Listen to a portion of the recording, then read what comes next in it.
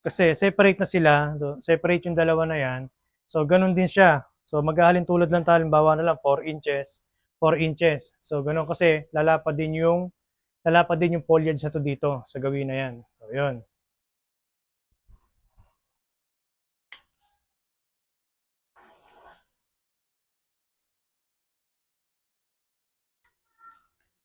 Bali yung nangyayari sa kanya, yung mismong program nung ano natin, ng branches natin, yung mga bale, yung mga movement, tsaka yung pinakapili ng sanga, kailangan maging ano natin, maging maayos yung sistema. Kagaya nito, halimbawa ito, yung layo nito, yung layo ng sanga na to, dito sa isang sanga na to, so naglalaro 2 inches.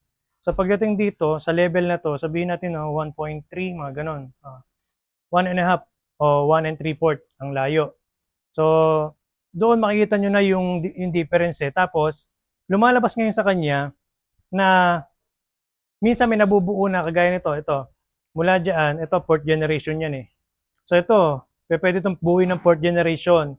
Yun nga lang, yung paddings natin, kikitid ng konti, pero nasa fourth generation din siya. Ngayon, meron na halimbawa, meron tertiary, kagaya nito. Ito, tertiary to, isa na to. Kasi hindi na siya pwedeng maging fourth generation, gawa ng babangga na to dito. So yun yung hangganan niya, fourth generation o third generation. So ito, third generation to. So yun.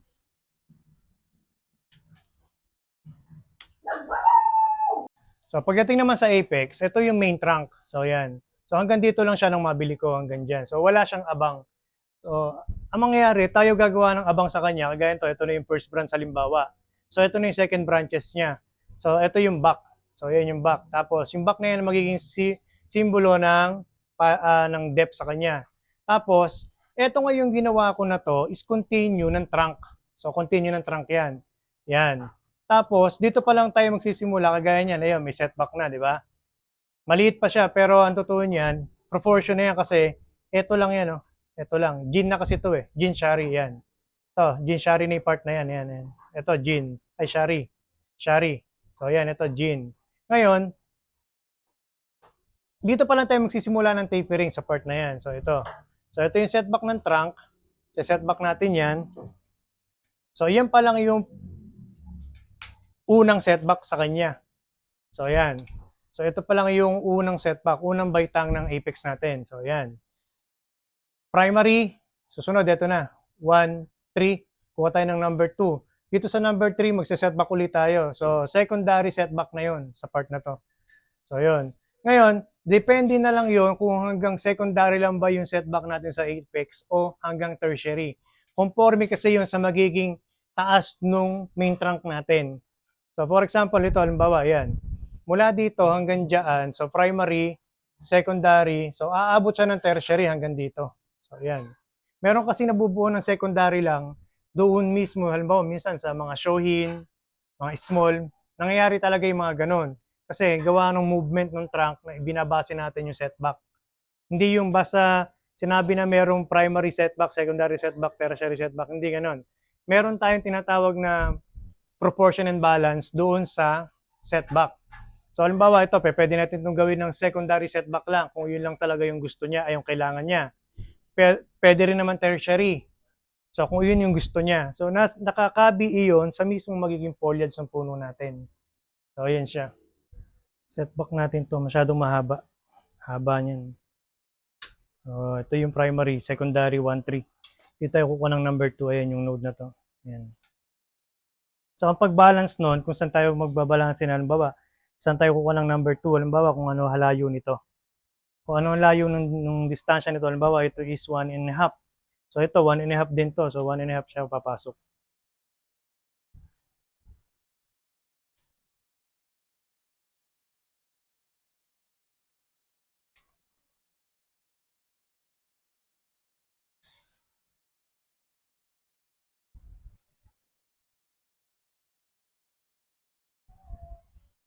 Yan yung dating dinaanan ng wire.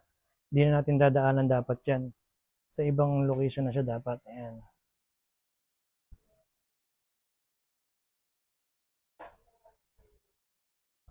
Bango ng kaldareta, nakakagutom. Ayan. Malaki kong wire cutter.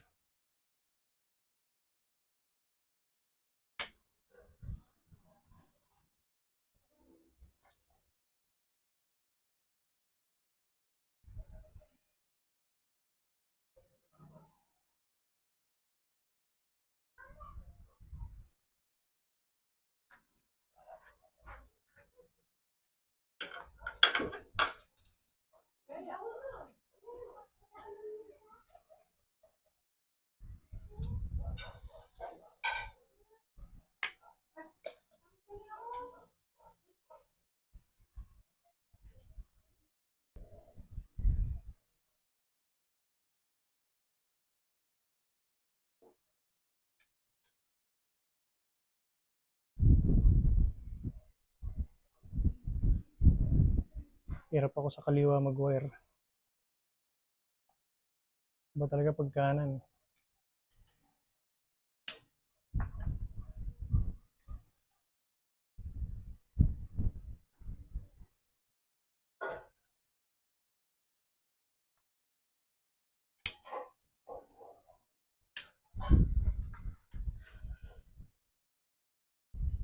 Number 2, wire.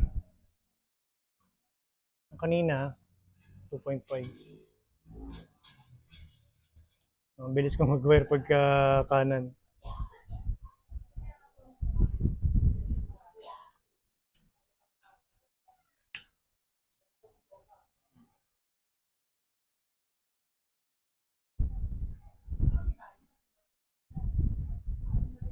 Number 1 itong secondary number 1 natin. Ito naman yung number 1 niya. Pasok sa loob yun. Kasi ito naman, secondary, wala pa tayong number 2. Ito number 2 ito. Ito number 3. Number 2 yung susunod dyan. Aabangan natin yun na yun yung node na yun.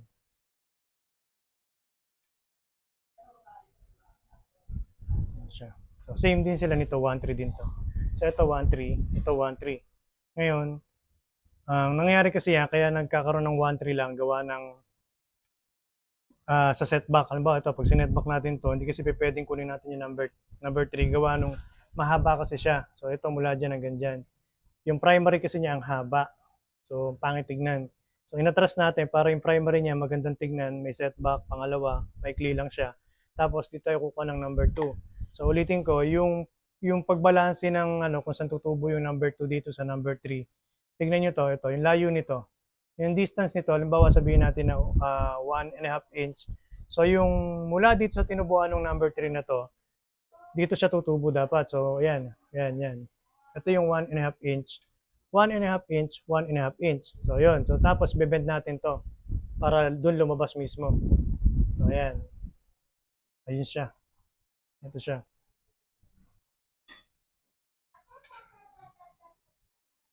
So ayan. Tapos yung flow uli. Layout ulit natin yung flow. Ayan.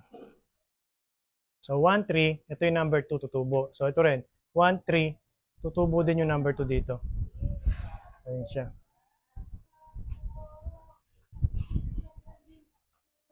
Tapos, huwag nyo isasagad.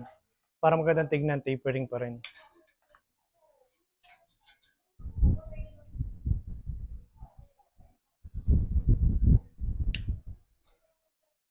Tapos, yung mismong niya, itong sanga na to, nakita niyo dalawa na to. So, gigitnaan natin yan. Ito, lalagyan sa gitna. So, ayan. Tapos, yung unang bali nito, kung meron na sanga dito, dapat, yung unang yung number 1 nito, dapat doon pumunta sa likod. So, dapat dito pumunta sa likod. O, ayan. Nadali natin dyan. Ito yung 1. So, dali natin doon ito. Dito na may 2.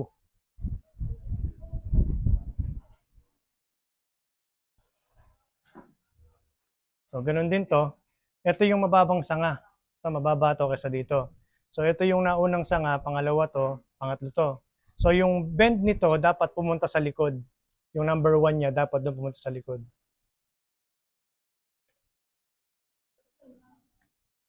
Tapos, ito na. Sa apex na tayo nito. So, ito, apex na tayo nito. Ganito yung pag-fill up ng mga node papunta kung saan. Halimbawa, ito. Kailangan natin ng dalawang node. Isa, dalawa, 1 and 3. Same din ito, 1, 3, 1, 3. Ngayon, ito mababa ito. Sanga na to. So yung unang magiging sanga ng apex natin, papunta to dito para mag-fill up to dyan. Yan. Kasi nga, kung yung unang node natin, dito natin dadalhin, masyadong mababa, yung magiging negative space ng clearance ng bawat paddings nito magdidikit. So magdidikit siya. Kaya kailangan natin, kung ito yung una na sanga na kinakailangan pilapan, dapat yung unang node nung apex natin, dito pumunta sa likod. Tapos, yung number 3 natin, dito naman pupunta. Dito naman po, ay yung number 2 natin dito kasi number 3 yan, di ba? So, continue pa rin pataas yung apex at kukuha tayo ng number 2, papunta naman dito sa taas para magkaroon tayo ng space sa paddings nitong dalawa. So, nandito siya. Kasi kung dito tayo kukuha sa baba na to, ayan lang siya halos, magtatabi itong tatlo. Pag nagtabi itong tatlo na to, ang mangyayari sa kanya, magiging isang buong pads lang siya na hindi magandang tignan. So, mawawalan siya ng clearance. So, ayan. So, kung mapapansin nyo, ayan, nakaside tayo. Dadaling ko to doon sa likod. So, pag dinala ko to ngayon dyan, babalik ko naman to. So, ayan. Ayan siya. So, nakamove na ngayon yung number 3 papunta din sa harap. So, nakagayak na siya. Di ba? Tapos, okay lang yan. Huwag nyo muna shadow huwag nyo nang ilikot. Okay na yan. Ayan. So, ganyan. Pwede natin putulin kasi tapering naman eh. Ito yung proportion na to eh. Ito, proportion na to dito. Ito, yung mga branches na yan, halos proportion na din. Ang gagawin natin yung multiply na. Ayan. 2.5 sa likod.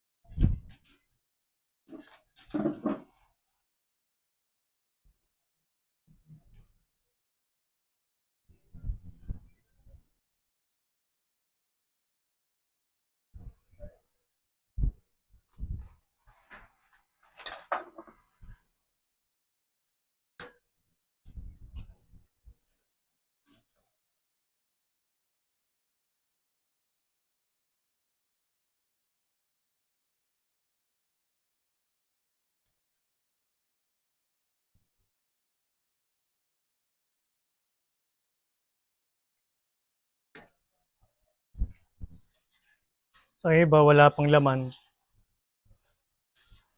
Abangan lang natin ng wire. Maga-guide lang siya para, pagayin to. Abangan lang natin ng wire para makita natin detail. Ano ko lalabasan.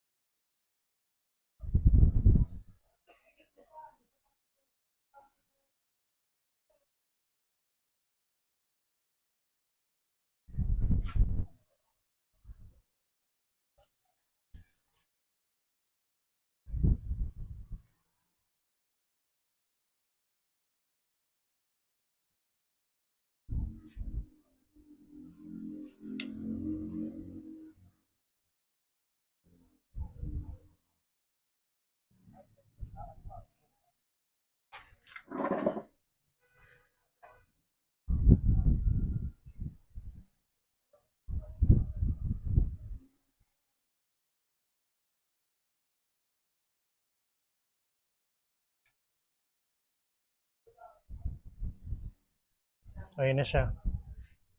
From trunk, continue ng trunk to. Ito yung setback. So, ito yung primary setback, then 1, 3. Tapos ito ngayon tutubo dyan, number 2 dito sa number 3 na to. Diyan tutubo, pupunta naman to dito. So, ito yung mababa, ito yung pipila pa niya. So, pupunta to dyan, then setback ulit. Pagka setback, another uli 1, 2, 3 yun sa taas na, then dome na tayo. So, primary, secondary, yung tutubo doon sa taas, tertiary, hanggang dyan lang siya. Tapos ito, nakita nyo na to, naka-post na to sa Facebook. Ayan. Binarena ko yan, yung part, yung katawan na yan. Doon siya galing, ito siya. Ayan, doon siya galing. Ayan. Ayan. Binarena ko dyan. Ngayon, branches na siya. Branches na yan. Ayan, branches na. Isa na yan. At yan mga idol, natapos na natin i-wire yung tugas. At ito na yung kalalabasan niya sa future. So, yan yung ano ko, na dalawa ulo. Dahil pareha sila ng laki ng trunk. So, pag gagawa tayo ng puno na ganyan, na pareha sila ng laki, o kahit 80% lang siya, gawin natin palabasin yung apex, mas maganda. Maging natural ang kalabasan niya. Tapos, ang ano doon, yung mismong separate na yan, nagkakaroon siya ng, kagaya to, ayan, depth. So, minsan doon lumalabas yung depth sa negative space na yun. So, ayan. Ayan siya.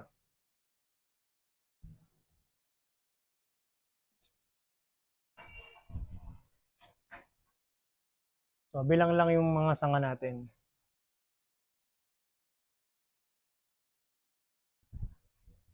Ayan. Yun. Tapos na ang ating workshop sa araw na to. At sana marami kayong natutunan dito sa aking binahagi sa pagwa-wire, pagle-layout, tsaka yung mismong detail ng puno at kung paano yung ganitong size na parehas ipapalabasin natin ang apex ng bawat isa. So, yun lang po. Maraming salamat.